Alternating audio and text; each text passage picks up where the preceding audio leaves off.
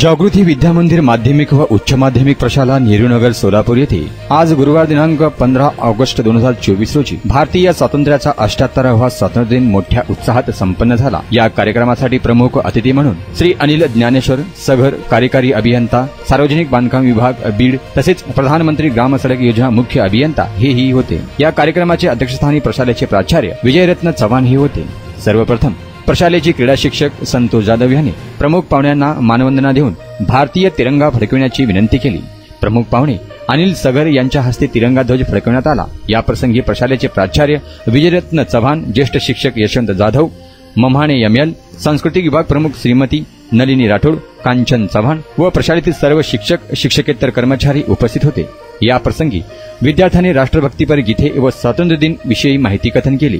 प्रमुख पाहुण्यांनी स्वातंत्र्य दिनाचे महत्त्व व विद्यार्थ्यांनी शैक्षणिक गुणवत्ता वाढविण्यासाठी करावे लागणारे प्रयत्न याबद्दल बहुमोल मार्गदर्शन केलं। शेवटी कार्यक्रमाचे अध्यक्ष प्राचार्य विजयरत्न चव्हाण यांनी स्वातंत्र्य दिनाविषयी व बलिदान दिलेल्या स्वातंत्र्यवीराविषयी माहिती कथन केले।